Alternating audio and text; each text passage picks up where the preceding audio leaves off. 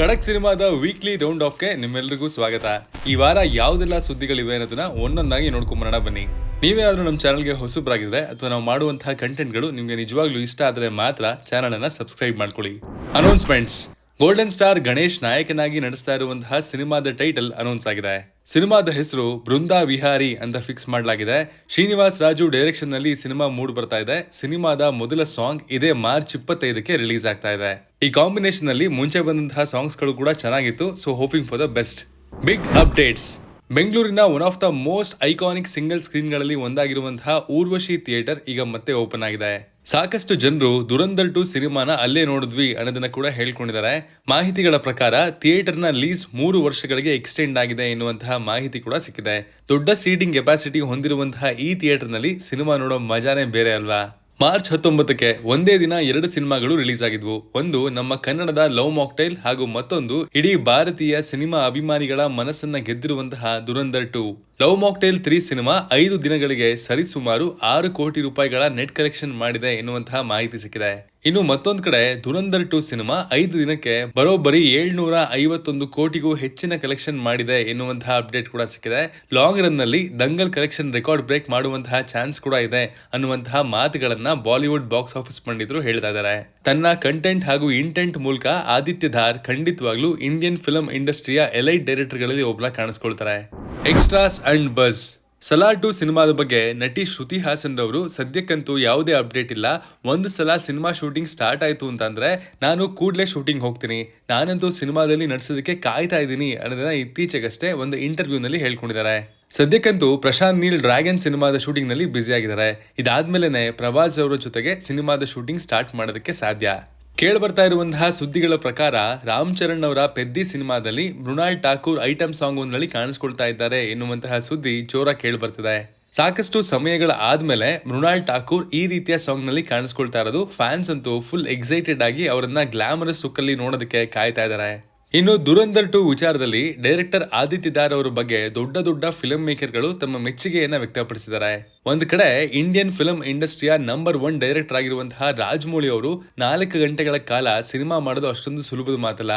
ಯಾರು ಮಾಡೋದಕ್ಕೆ ಆಗದೆ ಇರುವಂತಹ ಕೆಲಸವನ್ನ ನೀವು ಮಾಡಿದಿರಾ ಅನ್ನೋದನ್ನ ಹೇಳಿದ್ದಾರೆ. ಇನ್ನೊಂದ್ ಕಡೆ ಇಂಡಿಯನ್ ಫಿಲ್ಮ್ ಇಂಡಸ್ಟ್ರಿಯ ಬೇರೆ ಡೈರೆಕ್ಟರ್ ಗಳನ್ನ ಸಂಪೂರ್ಣವಾಗಿ ಡಿಸ್ಟ್ರಾಯ್ ಮಾಡಿದಿರಾ ಅಂತ ಕಾಂಟ್ರವರ್ಷಿಯಲ್ ಡೈರೆಕ್ಟರ್ ರಾಮ್ ಗೋಪಾಲ್ ವರ್ಮಾ ಸಿನಿಮಾದ ಬಗ್ಗೆ ಹಾಗೂ ಡೈರೆಕ್ಟರ್ ಬಗ್ಗೆ ಮೆಚ್ಚುಗೆಯ ಮಾತುಗಳನ್ನ ತಮ್ಮ ಟ್ವಿಟರ್ ಖಾತೆಯಲ್ಲಿ ಪೋಸ್ಟ್ ಮಾಡ್ಕೊಂಡಿದ್ದಾರೆ. ದುರಂದರ್ 2 ಸಿನಿಮಾದಲ್ಲಿ ಅರ್ಜುನ್ ರಾಮ್ಪಾಲ್ ಅವರ ಮೇಜರ್ ಇಕ್ಬಾಲ್ ಪಾತ್ರ ಯಾವ ರೀತಿಯಲ್ಲಿ ದೊಡ್ಡ ಮಟ್ಟದಲ್ಲಿ ಎಲ್ಲಾ ವರ್ಗದ ಪ್ರೇಕ್ಷಕರನ್ನ ತಮ್ಮ ಪರ್ಫಾರ್ಮೆನ್ಸ್ ನಿಂದ ಗೆಲ್ಲೋದಕ್ಕೆ ಯಶಸ್ವಿಯಾಗಿದೆ ಅನ್ನೋದು ನಿಮಗೆ ಗೊತ್ತೇ ಇದೆ. ಮೊದಲಿಂದಲೂ ಕೂಡ ಅರ್ಜುನ್ ರಾಮ್ಪಾಲ್ ಪರ್ಫಾರ್ಮೆನ್ಸ್ ವಿಚಾರಕ್ಕೆ ಬಂದ್ರೆ ಪವರ್ ಹೌಸ್ ಅಂತ ಹೇಳ್ಬೋದು. ಇನ್ನು ನಿಮ್ಗೆ ನೆನಪಿರ್ಬೋದು, ಕೆಲವು ಸಮಯದ ಹಿಂದೆ ಅಷ್ಟೇ ರಿಷಬ್ ಶೆಟ್ಟಿ ಅವರು ಛತ್ರಪತಿ ಶಿವಾಜಿ ಮಹಾರಾಜರ ಜೀವನ ಚರಿತ್ರೆ ಸಿನಿಮಾದಲ್ಲಿ ನಟಿಸ್ತಾರೆ ಎನ್ನುವಂತಹ ಸುದ್ದಿ ಕೇಳಿಬಂದಿತ್ತು. ಹಾಗೂ ನಂತರ ಅದ್ರ ಬಗ್ಗೆ ಯಾವುದೇ ರೀತಿಯ ಅಪ್ಡೇಟ್ ಕೇಳಿಬಂದಿರಲಿಲ್ಲ. ಸಿನಿಮಾ ಬಹುತೇಕ ಕ್ಯಾನ್ಸಲ್ ಆಯ್ತು ಅಂತಾನೆ ಪ್ರತಿಯೊಬ್ರು ಕೂಡ ಭಾವಿಸಿದ್ರು. ಆದ್ರೆ ಈಗ ಬಾಲಿವುಡ್ ಮೂಲಗಳಿಂದ ಕೇಳ್ಬರ್ತಾ ಇರುವಂತಹ ಸುದ್ದಿಗಳ ಪ್ರಕಾರ ಈ ಸಿನಿಮಾದಲ್ಲಿ ರಿಷಬ್ ಶೆಟ್ಟಿ ಅವರ ಶಿವಾಜಿ ಪಾತ್ರದ ಎದುರುಗಡೆ ವಿಲನ್ ರೂಪದಲ್ಲಿ ಅರ್ಜುನ್ ರಾಮ್ಪಾಲ್ ಕಾಣಿಸ್ಕೊಳ್ತಾ ಇದ್ದಾರೆ ಎನ್ನುವಂತಹ ಸುದ್ದಿಗಳು ಕೇಳಿಬರ್ತಿದೆ. ಈ ಸುದ್ದಿ ನಿಜವಾಗಿದ್ದೇ ಹೌದಲ್ಲಿ ಖಂಡಿತವಾಗ್ಲೂ Rishab Shetty versus Arjun Rampal face off ನೋಡೋದಕ್ಕೆ ಪ್ರತಿಯೊಬ್ರು ಕೂಡ ಎಕ್ಸೈಟೆಡ್ ಆಗಿರ್ತಾರೆ. ಲೇಟೆಸ್ಟ್ ಸುದ್ದಿಗಳ ಪ್ರಕಾರ ರಾಜಮೌಳಿ ವಾರಣಾಸಿ ಸಿನಿಮಾದ ಶೂಟಿಂಗ್ ನ ಫಾಸ್ಟ್ ಟ್ರ್ಯಾಕ್ ಮಾಡ್ತಾ ಇದ್ದಾರಂತೆ. ಈಗಾಗಲೇ ಫಿಲ್ಮ್ ಟೀಮ್ ಜಾರ್ಜಿಯಾ ಆಫ್ರಿಕಾದಲ್ಲಿ ಶೂಟ್ ಮಾಡಿದ ನಂತರ ಕಾಶಿಯಲ್ಲಿ ಒಂದು ಹೈ ಆಕ್ಟೇನ್ ಆಕ್ಷನ್ ಸೀಕ್ವೆನ್ಸ್ ಗಾಗಿ ರೆಡಿ ಮಾಡ್ಕೊಳ್ತಾ ಇದೆ ಎನ್ನುವಂತಹ ಸುದ್ದಿ ಇದೆ. ಇನ್ನು ಈ ಸಿನಿಮಾದಲ್ಲಿ ಮಹೇಶ್ ಬಾಬು ಬೇರೆ ಲುಕ್ ಅಲ್ಲಿ ಕೂಡ ಕಾಣಿಸ್ಕೊಳ್ತಾ ಇದ್ದಾರೆ ಎನ್ನುವಂತಹ ಸುದ್ದಿ ಕೇಳ್ಬರ್ತಾ ಇದೆ. ಸಿನಿಮಾದ ಮುಕ್ಕಾಲ್ ಭಾಗದಷ್ಟು ಶೂಟಿಂಗ್ ಇನ್ನೇನು ಕೆಲವೇ ದಿನಗಳಲ್ಲಿ ಮುಗಿಯಲಿದೆ ಎನ್ನುವಂತಹ ಅಪ್ಡೇಟ್ ಕೂಡ ಕೇಳಿಬಂದಿದೆ. ಮಹೇಶ್ ಬಾಬು ಅವರ ಜೊತೆಗೆ ಪ್ರಿಯಾಂಕಾ ಚೋಪ್ರಾ ಹಾಗೂ ಪೃಥ್ವಿರಾಜ್ ಸುಕುಮಾರನ್ ಕೂಡ ಪ್ರಮುಖ ಪಾತ್ರದಲ್ಲಿ ಕಾಣಿಸ್ಕೊಳ್ತಾ ಇದ್ದು, ಇತ್ತೀಚಿನ ದಿನಗಳಲ್ಲಿ ಅಭಿನಯ ಚಕ್ರವರ್ತಿ ಕಿಚ್ಚ ಸುದೀಪ್ ಅವರು ಕೂಡ ಈ ಸಿನಿಮಾದಲ್ಲಿ ಗೆಸ್ಟ್ ರೋಲ್ ಅಲ್ಲಿ ಕಾಣಿಸ್ಕೊಳ್ತಾ ಇದ್ದಾರೆ ಎನ್ನುವಂತಹ ಮಾತು ಸೋಷಿಯಲ್ ಮೀಡಿಯಾದಲ್ಲಿ ಬಹಳ ಓಡಾಡ್ತಿದೆ. ಸದ್ಯದ ಮಟ್ಟಿಗೆ ನಮ್ಮ ಕನ್ನಡ ಇಂಡಸ್ಟ್ರಿಯಲ್ಲಿ ಒಂದು ಸಾಂಗು ಸಖತ್ ಕಾಂಟ್ರವರ್ಸಿಯನ್ನ ಹುಟ್ಟಾಕಿದೆ. ಕನ್ನಡಕ್ಕಿಂತ ಹೆಚ್ಚಾಗಿ ಅದು ಹಿಂದಿಯಲ್ಲಿ ದೊಡ್ಡ ಮಟ್ಟದ ಕಾಂಟ್ರವರ್ಸಿಯನ್ನ ಹುಟ್ಟಾಕಿದೆ ಅಂದ್ರೂ ಕೂಡ ತಪ್ಪಾಗಲ್ಲ. ಎಸ್, ನಾನು ಮಾತಾಡ್ತಾ ಇರೋದು ಪ್ರೇಮ್ಸ್ ನಿರ್ದೇಶನದ ಹಾಗೂ ಆಕ್ಷನ್ ಪ್ರಿನ್ಸ್ ಧ್ರುವ ಸರ್ಜಾ ನಾಯಕನಾಗಿ ಕಾಣಿಸ್ಕೊಂಡಿರುವಂತಹ KD ಸಿನಿಮಾದ ಸರ್ಸೆ ಸಾಂಗ್ ಬಗ್ಗೆ. ಸಾಂಗ್ ವಿರುದ್ಧ ಈಗಾಗಲೇ ಕೋರ್ಟ್ ಇಂದ ನೋಟಿಸ್ ಕೂಡ ಬಂದಾಗಿದೆ. ಐಟಮ್ ಸಾಂಗ್ ಅಲ್ಲಿ ಕಾಣಿಸ್ಕೊಂಡಿರುವಂತಹ ನೋರಾ ಫತೇಹಿ ಈ ಬಗ್ಗೆ ನಾನು ಮೊದಲೇ ಹೇಳಿದ್ದೆ ಅನ್ನುವಂತಹ ರೀತಿಯಲ್ಲಿ ಮಾತಾಡಿದ್ದಾರೆ. ಸದ್ಯಕ್ಕೆ ಈಗ ಈ ಮ್ಯಾಟರ್ ಕೋರ್ಟ್ ನ ಅಂಗಳಕ್ಕೆ ಬಂದಿದೆ. ಮುಂದೇನಾಗುತ್ತೆ ಅನ್ನೋದನ್ನ ಕಾದ್ ನೋಡ್ಬೇಕಾಗಿದೆ. ಅದ್ಯಾಕೋ ಗೊತ್ತಿಲ್ಲ, KVN ಪ್ರೊಡಕ್ಷನ್ ಸಂಸ್ಥೆಯ ನಿರ್ಮಾಣದ ಸಿನಿಮಾಗಳು ಒಂದಲ್ಲ ಒಂದು ಕಾನೂನು ಸಮಸ್ಯೆಗಳು ಎದುರಿಸಲೇಬೇಕಾದಂತಹ ವಾಡಿಕೆಯನ್ನ ಸೃಷ್ಟಿ ಮಾಡ್ಕೊಂಡಿದೆ. ಹೆಚ್ಚಿಕೊಳ್ತಾ ಹೋಗ್ತದೆ. ಸದ್ಯದ ಮಟ್ಟಿಗೆ ಕನ್ನಡ ಚಿತ್ರರಂಗದಲ್ಲಿ ಒಂದು ವಿಷಯ ದೊಡ್ಡ ಮಟ್ಟಿಗೆ ಕಾಂಟ್ರವರ್ಸಿಯನ್ನ ಕ್ರಿಯೇಟ್ ಮಾಡಿದೆ. ಈ ಕಾಂಟ್ರವರ್ಸಿಯ ಪ್ರಮುಖ ಆಕರ್ಷಣೆಯ ಕೇಂದ್ರ ಬಿಂದು ಅಂದ್ರೆ ಅದು ನಮ್ಮ ಡಿವೈನ್ ಸ್ಟಾರ್ ರಿಷಬ್ ಶೆಟ್ಟಿ ಅವರು. ಕಾಂತಾರ ಚಾಪ್ಟರ್ 1 ಸಿನಿಮಾ ರಿಲೀಸ್ ಆದ್ಮೇಲೆ ಸಾಕಷ್ಟು ಬೆಳವಣಿಗೆಗಳು ನಡೀತಾ ಇದೆ. ಇತ್ತೀಚೆಗಷ್ಟೇ ರಿಷಬ್ ಶೆಟ್ಟಿ ಅವರು ಹೊಂಬಾಳೆ ಫಿಲ್ಮ್ಸ್ ನ ಇನ್ಸ್ಟಾಗ್ರಾಮ್ ಅಲ್ಲಿ ಅನ್ಫಾಲೋ ಮಾಡಿದ್ರು. 2ನೇ ಅಧ್ಯಾಯದ ಬಗ್ಗೆ ಕೂಡ ಮಾತನಾಡಿದ್ರು. ಈಗ ಪ್ರತಿಯೊಬ್ರು ಕಾಂತಾರ ಚಾಪ್ಟರ್ 2 ಸಿನಿಮಾನ ಖುದ್ದಾಗಿ ಅವರೇ ನಿರ್ಮಾಣ ಮಾಡಬಹುದು ಎನ್ನುವಂತಹ ಊಹಾಪೋಹಗಳು ಕೂಡ ಕೇಳಿ ಬರ್ತಾ ಇದೆ. ಇದರ ಜೊತೆಗೆ ಈಗ ಲೇಟೆಸ್ಟ್ ಆಗಿ ಕೇಳಿ ಬರ್ತಾ ಇರುವಂತಹ ಮಾಹಿತಿಯ ಪ್ರಕಾರ ರಾಜ್ ಬಿ ಶೆಟ್ಟಿ ಅವರನ್ನ ಕೂಡ ರಿಷಬ್ ಶೆಟ್ಟಿ ಅವರು ಅನ್ಫಾಲೋ ಮಾಡಿದ್ದಾರೆ ಅನ್ನೋದು. ಶೆಟ್ಟಿ ಗ್ಯಾಂಗ್ ಅಂದ್ರೆ ಅದೊಂಥರ ಮುರಿಯಲಾಗದ ಅನುಬಂಧ ಅನ್ನುವಂತಹ ರೀತಿಯಲ್ಲಿ ಕೂಡ ಮಾತನಾಡ್ಕೊಳ್ತಾ ಇದ್ರು. ಆದ್ರೆ ಈಗ ಮುಸುಕಿನ ಗುದ್ದಾಟ ಎಲ್ಲರ ಮುಂದೆ ಕಂಡು ಬರ್ತಾ ಇರೋದು ನಿಜಕ್ಕೂ ಕೂಡ ಬೇಸರದ ವಿಚಾರ ಅಂತಾನೆ ಹೇಳ್ಬೋದು.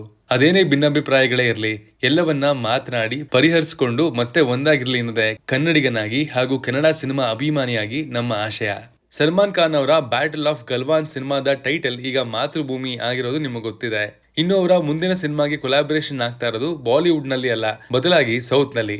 ಅವರ ಮುಂದಿನ ಸಿನಿಮಾವನ್ನ ಡೈರೆಕ್ಟ್ ಮಾಡೋದಕ್ಕೆ ತೆಲುಗು ಡೈರೆಕ್ಟರ್ ವಂಶಿ ಹಾಗೂ ಪ್ರೊಡ್ಯೂಸ್ ಮಾಡ್ತಾ ಇರೋದು ದಿಲ್ ರಾಜು ಅವರಂತೆ. ಶೂಟಿಂಗ್ ಏಪ್ರಿಲ್ ಇಂದ ಸ್ಟಾರ್ಟ್ ಆಗುತ್ತೆ ಅಂತ ಹೇಳ್ತಾ ಇದ್ದಾರೆ. ಲಾಸ್ಟ್ ಟೈಮ್ ಸೌತ್ ಡೈರೆಕ್ಟರ್ ಸಿನಿಮಾದಲ್ಲಿ ಆಕ್ಟ್ ಮಾಡಿ ಸಿನಿಮಾ ಫ್ಲಾಪ್ ಆದ್ಮೇಲೆ ಆಗಿರುವಂತಹ ಕಾಂಟ್ರವರ್ಸಿ ನಿಮಗೆ ಗೊತ್ತೇ ಇದೆ. ಈ ಬಾರಿ ಸಲ್ಮಾನ್ ಖಾನ್ ಯಾವ ರೀತಿಯಲ್ಲಿ ಸೌತ್ ಫಿಲ್ಮ್ ಮೇಕರ್ಸ್ ಗಳನ್ನ ಅಪ್ರೋಚ್ ಅನ್ನ ಫೇಸ್ ಮಾಡ್ತಾರೆ ಅನ್ನೋದನ್ನ ನೋಡ್ಬೇಕಾಗಿದೆ. ಸೌತ್ ಇಂಡಿಯನ್ ಫಿಲ್ಮ್ ಇಂಡಸ್ಟ್ರಿಯಲ್ಲಿ ಕೆಲವೇ ಸಮಯಗಳ ಹಿಂದೆ ಮಾರ್ಕೋ ಸಿನಿಮಾ ಸಖತ್ ಸೌಂಡ್ ಮಾಡಿದ್ದು ನಿಮಗೆ ಗೊತ್ತು. ಈ ಸಿನಿಮಾದ ಮೂಲಕ ಉನ್ನಿ ಮುಕುಂದನ್ ಎನ್ನುವಂತಹ ಪ್ಯಾನ್ ಇಂಡಿಯಾ ಸ್ಟಾರ್ ಕೂಡ ಇಂಡಿಯನ್ ಫಿಲ್ಮ್ ಇಂಡಸ್ಟ್ರಿಗೆ ಸಿಗ್ತಾರೆ. ಆದ್ರೆ ಇದರ ಸೀಕ್ವೆಲ್ಗೆ ಎಷ್ಟು ನಟಿಸ್ತಾರೆ ಎನ್ನುವಂತಹ ಸುದ್ದಿ ಕೂಡ ಒಂದು ಟೈಮ್ ಅಲ್ಲಿ ಓಡಾಡಿತ್ತು. ಸದ್ಯಕ್ಕೆ ಕೇಳಿ ಬರ್ತಾ ಇರುವಂತಹ ಮಾಹಿತಿಗಳ ಪ್ರಕಾರ 2ನೇ ಪಾರ್ಟ್ ನ ಕತೆ ಪಕ್ಕಾ ಫ್ರೆಶ್ ಸ್ಟೋರಿ ಆಗಿರುತ್ತೆ. ಇದಕ್ಕೂ ಹಾಗೂ ಮೊದಲನೇ ಪಾರ್ಟ್ಗೂ ಯಾವುದೇ ಸಂಬಂಧ ಇಲ್ಲ ಎನ್ನುವಂತಹ ಸುದ್ದಿಗಳು ಕೇಳಿ ಬಂದಿವೆ. ಇನ್ನು ಈ ಸಿನಿಮಾದಲ್ಲಿ ಆಂಟಗನಿಸ್ಟ್ ಆಗಿ ಹೆಬ್ಬುಲಿ ಖ್ಯಾತಿಯ ಕಬೀರ್ ದುಹಾನ್ ಸಿಂಗ್ ಕೂಡ ಕಾಣಿಸ್ಕೊಳ್ತಾ ಇದ್ದಾರೆ ಎನ್ನುವಂತಹ ಮಾಹಿತಿ ಇದೆ. ನೋಡೋಣ. ಸದ್ಯಕ್ಕಂತೂ ಸಿನಿಮಾದ ಬಗ್ಗೆ ಯಾವುದೇ ಅಧಿಕೃತ ಬೆಳವಣಿಗೆಗಳು ಕಂಡು ಬರ್ತಾ ಇಲ್ಲ. ಮುಂದಿನ ದಿನಗಳಲ್ಲಿ ಉನ್ನಿ ಮುಕುಂದನ್ ಈ ಸಿನಿಮಾಗೆ ಬರ್ತಾರಾ ಇಲ್ವಾ ಅನ್ನೋದು ಅಧಿಕೃತವಾಗಿ ಅನೌನ್ಸ್ಮೆಂಟ್ ಆಗೇ ಆಗುತ್ತೆ. ಕಾದ್ ನೋಡೋಣ. ಇದಾಗಿತ್ತು ಈ ವಾರದ ವೀಕ್ಲಿ ರೌಂಡ್ ಆಫ್ ನ ಅಪ್ಡೇಟ್ಸ್ಗಳು. ಈ ವಾರ ಜಾಸ್ತಿ ಪವರ್ಫುಲ್ ಕಾಂಟ್ರವರ್ಸಿಗಳಿಂದ ತುಂಬಿತ್ತು. ಮುಂದಿನ ವಾರದ ಸಿನಿಮಾ ಸುದ್ದಿಗಳ ಜೊತೆಗೆ ನಾನು ನಿಮ್ಮ ಮುಂದೆ ಮತ್ತೆ ಸಿಗ್ತೀನಿ. Love you all. Signing off, Manu.